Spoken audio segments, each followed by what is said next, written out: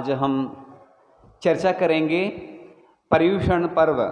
वैसे तो जैन दर्शन के हिसाब से 10 लक्षण धर्म बोला जाता है।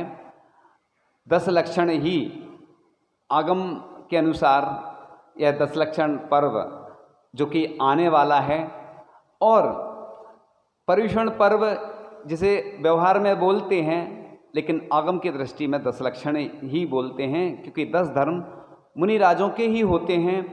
लेकिन प्रति वर्ष सभी लोग बड़े उत्साह के साथ कोई 10 उपवास करके, कोई 7 उपवास, 5 उपवास, जिसकी जैसी क्षमता होती है उसके अनुसार यह उपवास करके, कोई एकासन करके इस पर्व को मनाते हैं। तो यह भूमिका के रूप में पर्युषण की भूमिका, पर्युषण पर्व आ रहा है। जिस प्रकार से आपके यहाँ कोई पंच कल्याणक होता है, आपके कोई लौकिक कार्य होते हैं, आप उनको कैसे मनाते हैं, तैयारियां कैसे करते हैं, लेकिन इस बार पूर्व जैसी स्थितियां नहीं हैं। आप घर पे रह कर ही यह पर्व मनाएंगे। क्रियाएं तो होंगी, मांगलिक क्रियाएं होंगी, लेकिन कार्यक्रम आदि वैसे नहीं हो पाएंगे जैसे पहले होते थे। पर्व एक अलार्म बेल की तरह होते हैं और पर्व एक इंजेक्शन है, और पर्व एक नेतृत्व भी प्रदान करते हैं। पर्व दिशा सूचक यंत्र का कार्य करते हैं। यह आत्मनिरीक्षण, आत्म जागृति, आत्मोपलब्धि प्रदान करने वाले होते हैं पर्व। जिस प्रकार से राष्ट्रीय पर्व होते हैं और लौकिक पर्व होते हैं, इसी प्रकार से यह धार्मिक पर्व ये आते हैं, 3 बार आते हैं। लेकिन ये जो आता है भद्र मास, इस भद्र मास को भद्र मास को राजा कहा गया है, क्योंकि चातुर्मास में यह पर्युषण या 10 लक्षण पर्व आता है तो जठराग्नि मंद हो जाती है। इसलिए जठराग्नि मंद होने से व्रत उपवास अच्छे तरह से हो जाते हैं, अनुकूलता बनी रहती है मौसम की, क्योंकि पूरे वर्ल्ड में 80% से ज़्यादा जल है, जल की मात्रा पूरे वर्ल्ड में है। ऐसे हमारे शरीर में भी जल की मात्रा उतनी ही लगभग है। तो इस जल को नियंत्रित करने के लिए ऐसा वैज्ञानिकों ने सिद्ध किया है कि ज्वार भाटा आदि आते हैं ना, आप देखेंगे अष्टमी, चतुर्दशी या अमावस्या या पूर्णिमा को, इन तिथियों में अधिकांश ऐसी घटनाएं घटित होती हैं। और उस जल को, जो शरीर में जल तत्व बढ़ जाता है, उसको नियंत्रित करने के लिए ही हम उस जल को नियंत्रित करने के लिए ही हम ये उपवास आदि करते हैं। एकासन अनुकूलता से हो जाते हैं। उपवास लोग 10-10 उपवास कर लेते हैं, बड़ी हिम्मत का काम होता है। तो लिखा है जम सकई तम की रही, यानी जितनी शक्ति है वो हम करें और जो हम नहीं कर सकते उसकी हम भावना करें। तो आज से ही हम इस मंगल पर्व की बेला जो प्रारंभ हो रही है, अभी से ही हम अपनी अच्छी भावना बनाएंगे कि यह जो हमारा 10 लक्षण पर्व आने वाला है, यह पूरे विश्व में मनाया जाता है। और विश्व के लोग कैसे इस पर्व को मनाएं, यह संदेश आपको जन जन तक पहुंचाना है और स्वयं को भी पालन करना है, क्योंकि ये छोटा पर्व नहीं होता है। लोग जब 10-10 उपवास निर्जल करते हैं, कोई जल आदि लेकर कहता है, वैसे तो आगम की दृष्टि से उपवास निर्जल ही उपवास माना गया है। लेकिन कोई जो लिक्विड रहता है ना, तरल पदार्थ, कोई दूध आदि जल लेकर करता है, वो भी सेकंड नंबर पे आते हैं। इसके बाद फिर एकासन आता है। जो एक बार भोजन लेते हैं वो एकासन कहा गया है। कई लोग क्या करते हैं कि एक स्थान पर बैठ जाते हैं और कई घंटों तक उसी स्थान पर बैठकर खाते पीते रहते हैं, वो एकासन की श्रेणी में नहीं आता है। भोजन एक ही स्थान पर बैठकर करें, लेकिन ये प्रक्रिया मायाचारी के अंतर्गत आती है, इसलिए ऐसा नहीं करना। एक ही स्थान पर, किसी का स्वास्थ्य खराब है, अनुकूलता नहीं है, कोई समय लग रहा है, वो अलग बात है, लेकिन लोग ऐसा करते हैं कि कुछ भी खा लेते हैं। जैन दर्शन, दिगंबर जैन परंपरा के अनुसार, शास्त्रों में जो लिखा है उसके अनुसार मैं बता रहा हूँ। फिर जिसकी जैसी शक्ति वो अलग बात है, क्योंकि सबकी नज़र में हम ये कहते हैं कि हमारा उपवास है, लेकिन अगर आपने कुछ खा लिया तो उपवास नहीं। अगर जल आदि ले लिया तो ये दिगंबर परंपरा के अनुसार ऐसा ही उपवास जैसे मुनि महाराज करते हैं, उत्कृष्ट उपवास उन्हीं का कहलाता है। कई बार मुनि महाराज भी जल आदि लेकर आते हैं तो इसको जल उपवास व्यवहार के अंतर्गत बोल देते हैं हम लोग, वो उपवास नहीं होता, क्योंकि 4 प्रकार के आहार होते हैं। 4 प्रकार के आहार में जल भी आता है, इसलिए रात में भी अपन जल लेते हैं तो अपना रात्रि भोजन का त्याग नहीं कहलाता। नियम भले ही बोल दो, ये तो जो व्यक्ति भोजन त्याग नहीं कर पाता है तो उस अपेक्षा से हम लोग बोल देते हैं कि भैया आज वैसे ही लोगों के अंदर इतनी भूख रहती है कि दिन भर 24 घंटे भी खाते रहते तो भी लगता है कि मतलब रेस्ट लेने की आवश्यकता नहीं पड़ती उनको। इस अपेक्षा से जो जितना कर रहा है बहुत अच्छा काम कर रहा है, लेकिन इस बार अपन भले ही जो उपवास नहीं कर पा रहे हैं तो एक आसन तो कम से कम करें। जो एक आसन नहीं कर सकते, छोटे बच्चे रहते हैं, युवा रहते हैं, या जिनकी नहीं है सामर्थ्य शक्ति, 2 बार भोजन तो कम से कम शुद्ध भोजन करें घर पे रहकर। अगर ये भी काम करते हैं तो कम से कम प्रतिदिन जो अपन 24 घंटे खा रहे हैं उससे तो बचेंगे। रात में जल भी नहीं लें, क्योंकि चातुर्मास में जल की आवश्यकता नहीं होती है। ये मौसम जो होता है वर्षा योग का, इसमें नमी रहती है, उस नमी से ही जल की प्राप्ति शरीर में होती रहती है। ये तो चूँकि शरीर ऐसा है, प्रतिदिन हम इसको देते रहते तो उसकी आदत पड़ जाती है। इसलिए इस बार 10 लक्षण पर्व हम अभिषेक भले ही जहाँ से जो व्यवस्था बनती है स्थिति परिस्थिति के अनुसार उस प्रकार से हम अभिषेक की व्यवस्था करें, देखें जैसी बनती है, जैसा शासन प्रशासन का जैसा नियम चल रहा है उसके अनुसार उसको पालन करते हुए ही हम ये अभिषेक पूजन आदि की प्रक्रिया करें। और जहाँ भी हैं अपन जिस स्थिति में हैं उस स्थिति में रहकर अपन को इस बार 10 लक्षण धर्म बड़े उत्साह के साथ संपन्न करना है, क्योंकि मुनि महाराज तो प्रतिदिन पालन करते हैं, लेकिन कम से कम मुनि महाराज जैसे हम स्नान व्रत नहीं कर सकते हैं, मुनि महाराज का स्नान व्रत होता है वो स्नान नहीं करते हैं, तो श्रावक भी जिस दिन उपवास करे उस दिन स्नान नहीं करे। और हो सके कोई ऐसा स्थान हो, एकांत स्थान, जहाँ पर बैठकर जाप करे और अच्छे स्तोत्र आदि का पाठ करे, दिन भर व्यतीत करे, तो ऐसा महसूस करे कि हमें भी आगे मुनि महाराज बनना है। महिलाएं हैं, आरिका बनने का अभ्यास करें। ये प्रतिमा जो बताई गई हैं ये प्रतिमाएं उसी का प्रतीक होती हैं कि हम प्रतिमा लेकर अपने ग्रस्त जीवन में रहते हुए ही धर्म का पालन करें, क्योंकि मुनि महाराज तो ध्यान आदि करते हैं और सामयिक करते हैं। गृहस्थ चूँकि व्यापार आदि करता है तो वो वैसा पालन नहीं कर पाता है, लेकिन प्रयास तो करेगा तो कि हमें आगे चलकर मुनि बनना है, क्योंकि मुनि मुद्रा के बिना 3 काल में मोक्ष नहीं लिखा है। आगम ग्रंथों में लिखा है जब भी मोक्ष होगा इसी मुनि मुद्रा से होगा। और दिगंबर परंपरा में पंच परमेष्टि हमारे दिगंबर होते हैं, इसलिए हम लिखते हैं दिगंबर जैन मंदिर, तो हमारे पंच परमेष्टि दिगंबर हैं। साधु भी दिगंबर ही होती हैं, इसलिए हम पंच परमेष्टि और दिगंबर धर्म के अनुयायी हैं। तो उसके अनुसार जो आगम ग्रंथों में शास्त्रों में जो उपवास की विधि लिखी गई है उसी प्रकार से हमें संपन्न करना है।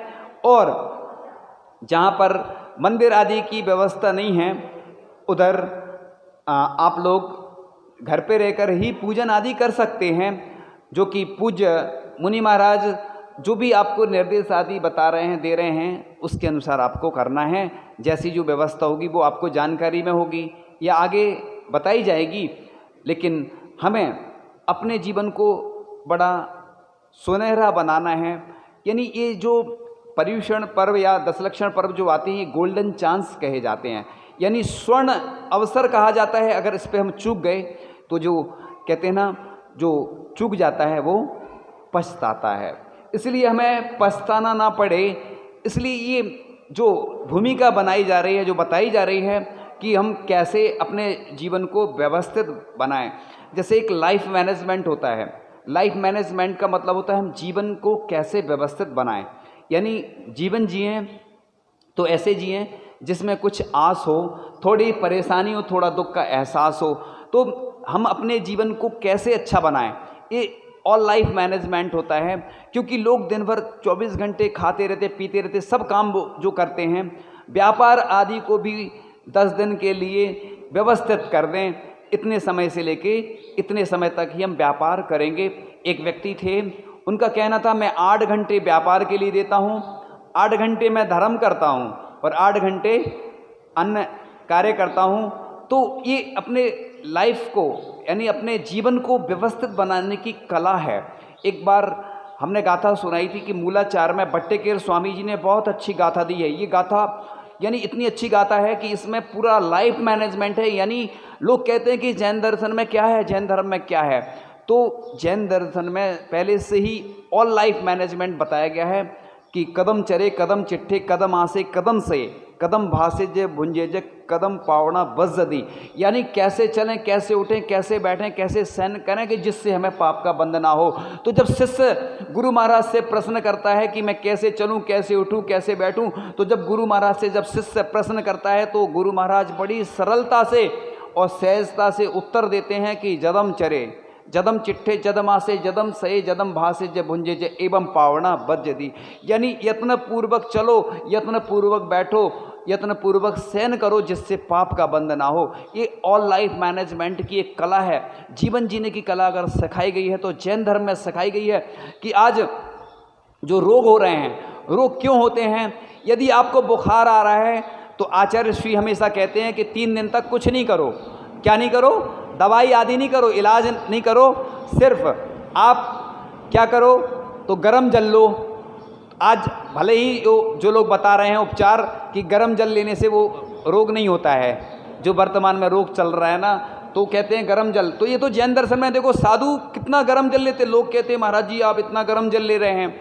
ये पुरानी पद्धति है, प्राचीन पद्धति थी। आज युवा लोग या जो बच्चे हैं या बड़े लोग हैं वो सुबह देर तक सोते हैं, शुद्ध ऑक्सीजन मिलती नहीं है, ब्रह्म मुहूर्त में उठते नहीं हैं, इसलिए जो रोग चल रहा है ना वो किससे संबंधित है? फेफड़ों से संबंधित है। ये साइंटिफिक रीजन है कि अगर तुम जैन दर्शन को अपना लोगे तुम्हें रोग हो ही नहीं सकता। रोग तो होंगे, पूर्व कर्म का उदय रहता है, क्योंकि हमने पहले भी बताया था कि 5,68,99,584 प्रकार के रोग होते हैं, 20, 40, 80 प्रकार के वात पित्त कफ होते हैं। इसलिए तुम रोगों से तो बच नहीं सकते, कोई भी नहीं बच सकता रोगों से, लेकिन अगर हम सावधानी रखते हैं तो उन रोगों से हम बच सकते हैं कि हम प्रातःकाल ऐसी चर्या बनाएं कि सुबह जल्दी उठें। पहले महिलाएं भी जब उठती थी सुबह से तो स्तोत्र आदि का पाठ करती रहती थी तो विशुद्धि बढ़ती थी।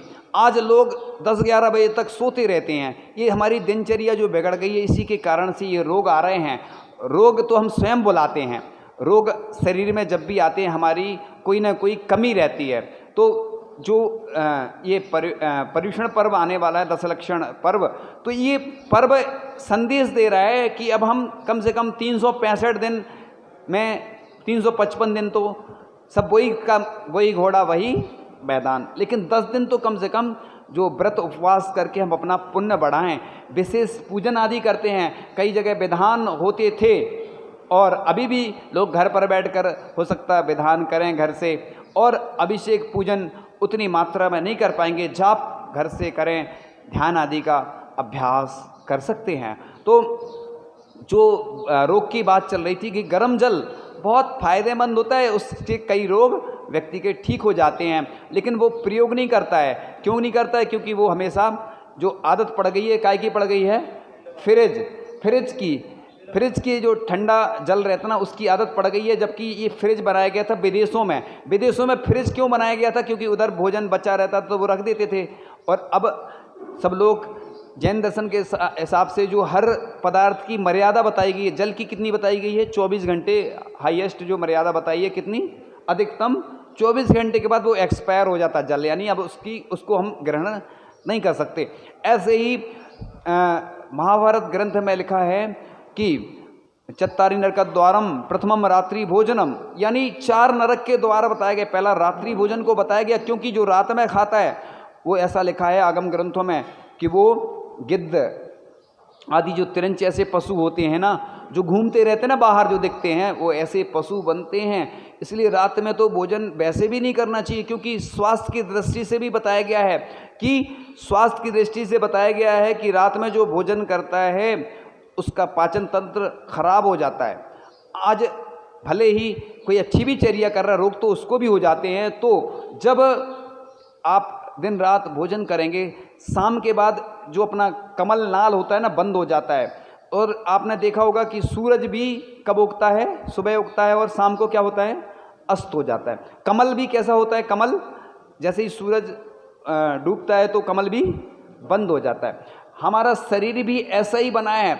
एक बार एक जेलर थे, वो जैन थे, और जेल में जब उनका सामंजस्य नहीं बैठ पा रहा था, तालमेल नहीं बैठ पा रहा था, क्योंकि वो रात में भोजन नहीं करते थे, तो कई लोग उनको परेशान करते थे, स्टाफ के लोग। तो वो भी बहुत परेशान हो गए, टेंशन में आ गए, क्योंकि जब धर्म पालन करना हो तो कठिन तो होता है, वर्तमान में स्थितियां वैसी नहीं रहती हैं। उन्होंने कहा मैं नौकरी छोड़ दूंगा लेकिन अपना नियम नहीं तोड़ूंगा। कुछ दिन बाद ये असर हुआ कि जो स्टाफ के और लोग थे उन्होंने भी रात्रि भोजन का त्याग कर दिया। ये असर होता है जैन धर्म का। ऐसे व्यक्ति हैं विदेशों में रहकर भी, सिंगापुर में रहते एक व्यक्ति, वो 60 किलोमीटर दूर जल लाते थे, पहले की बात सुना रहे, अभी करंट की स्थिति क्या है वर्तमान की नहीं मालूम। तो जल से अभिषेक करते थे वो विदेशों में रहकर भी, जो धर्म कर रहा। कई लोग ऐसे भी हैं जो आमने सामने मंदिर के रहते हैं लेकिन अभिषेक पूजन नहीं करते हैं, संस्कार नहीं हैं। जैन धर्म के संस्कार महत्वपूर्ण हैं। आप मंदिर के बगल में रह रहे हैं, मंदिर से दूर रह रहे हैं, उससे कोई मतलब नहीं। आप विदेश में भी रह रहे हैं और अगर अच्छे से धर्म का पालन कर रहे हैं तो आपको दुगना पुण्य अर्जन होता है। इसलिए जैन दर्शन ये नहीं कहता कि भैया वर्तमान में स्थिति हमें अभिषेक नहीं मिल रहा, हमें पूजन नहीं मिल रही, ये तो सब बहाने हैं।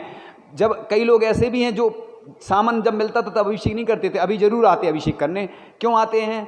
कि वर्तमान में स्थिति ऐसी है कि नहीं मिल रहा है, तो वो प्रयास करते हैं कि हमें अभिषेक मिल जाए। तो ये स्थिति होती है, निषेध में जिज्ञासा होती है। तो आप जैन दर्शन एक वैज्ञानिक धर्म है, ये लोगों ने समझा ही नहीं इसकी महिमा। जैन दर्शन जब हम लोग पढ़ते हैं, जब चिंतन करते हैं और जब शास्त्रों का अध्ययन करते हैं तो ऐसी ऐसी नई नई खोज, नई नई वस्तुएं मिलती हैं कि वाकई में लगता है कि आज अपना जैन दर्शन जो कहता है वो सत्य हो रहा है। आज वर्तमान में लोगों ने अपनी चर्या सुधार ली है। पहले लोग बाजार में जाते थे, फास्ट फूड खाते थे, होटल में खाते थे, आज लोग अपने घर का शुद्ध भोजन फिर से करने लगे। क्योंकि पहले लोग शुद्ध भोजन ले जाते थे, कहीं बाहर जाते थे तो बाजार का नहीं खाते थे। जब से ये फास्ट फूड आए ना तो लोगों का जीवन पूरा बिगड़ गया, क्योंकि इसमें मांसाहार है। लोग कहते हैं हम शुद्ध शाकाहारी हैं और हम कहते जो फास्ट फूड खा रहा है वो शुद्ध शाकाहारी हो ही नहीं सकता। भले ही तुम छोटे रूप में, थोड़े रूप में फास्ट फूड खा रहे हो तो मांसाहार ही कर रहे हो उतने अंश में, इसलिए तुम शाकाहारी नहीं हो सकते।